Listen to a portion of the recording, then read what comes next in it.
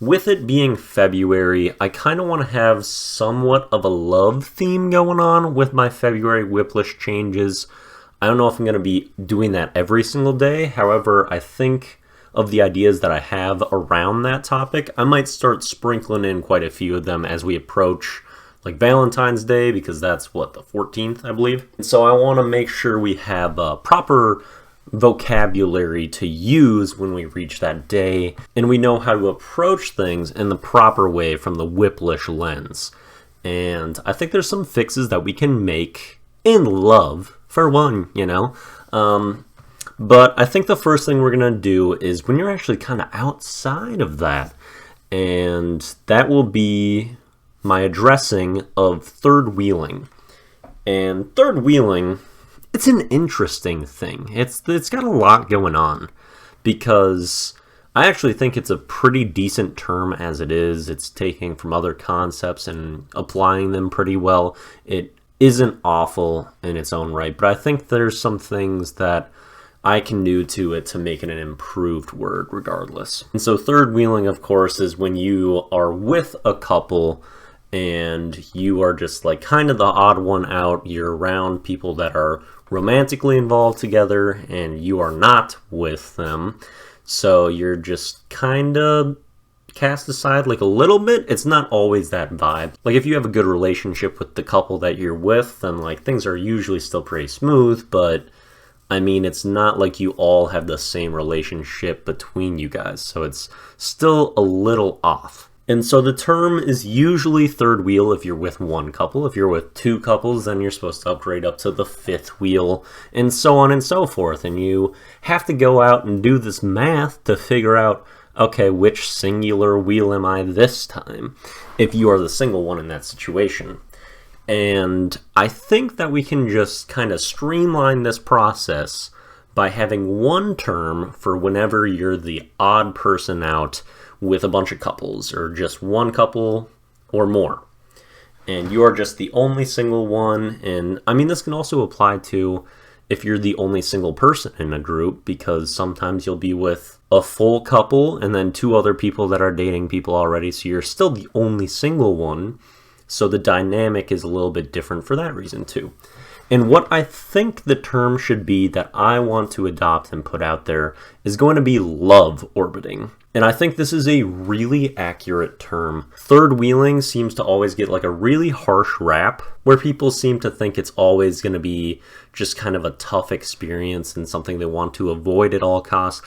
With love orbiting, I feel like it's more neutral. It states the fact that you are basically outside of that relationship and you're just around it. You're not involved in it exactly, at least physically. And then if you are, you're no longer orbiting because you're inside. And then you've got some friends that I would want to be friends with.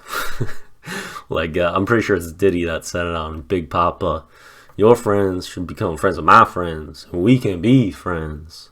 Shit, we can do this every weekend.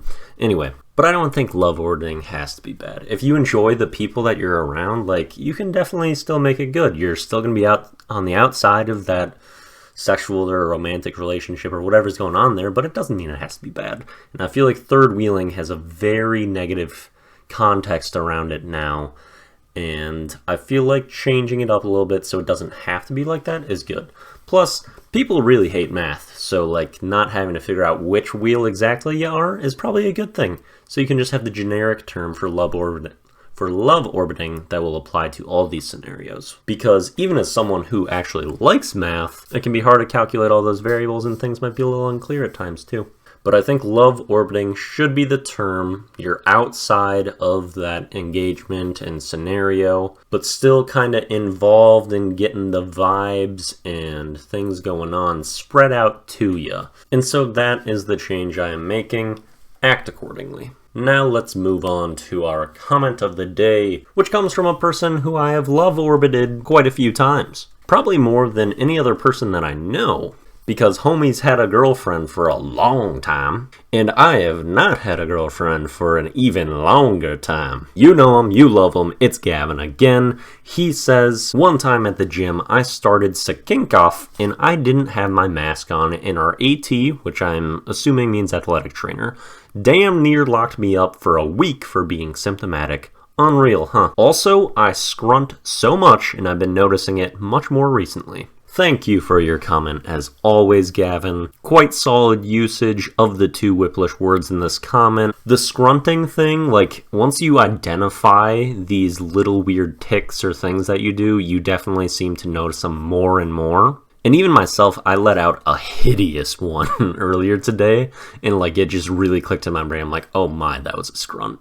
But yeah, solid comment, Gav. I'm gonna give you a 17 out of 22. Next up, let's go to our song of the day. And oh snap, the song of the day also comes from Gavin. He's getting plenty of showtime here. It's a song by him, as well as X Games and Alec. They're talking about the thing that we were trying to avoid doing with this word change. It's real world math. And side note, I actually picked this as song of the day before I even selected what the word of the day I was going to be changing, so it's kind of funny that those two linked up. Anyway, these 3 guys are great on this track. Quite fast-paced song for them, and I enjoyed this one a lot. Then, video of the day is Brooklyn Nine-Nine, but it's every time I exhale through my nose. And I actually don't watch Brooklyn Nine-Nine. I've never seen a full episode ever of that show. I've seen clips here and there, and it seems like it's a good show, and the characters, you kind of get their vibes and what they're like very quickly, and they seem awesome and really well developed. And I can tell by the title of this video that this person is someone that I would like and respect. Because if you have watched the video where I make the word Publifel about loud public laughing, I find it ridiculous that people do that when they're on their own, and how I know I really like something is more like this exhale through the nose when I'm watching something independently. And so it's basically like every time this dude had that reaction to Brooklyn Nine-Nine. And the video is an hour and a half long. I ended up watching the entire thing in one night when I actually had a lot of other things to do. In fact, the song I released yesterday using all 30 Wiplish words, I hadn't even fully recorded yet. And I don't think I had done the daily do yet either. Like, I had a lot of things to do, and it was like midnight and I was still watching this video. But I did really enjoy it. I would recommend it. You don't have to watch Brooklyn Nine-Nine for it to be really funny, and you'll get the gist of the characters pretty quickly, and it's enjoyable for sure. And that's everything we had for today's daily do. Peace out. Little voice crack on that one. Peace out.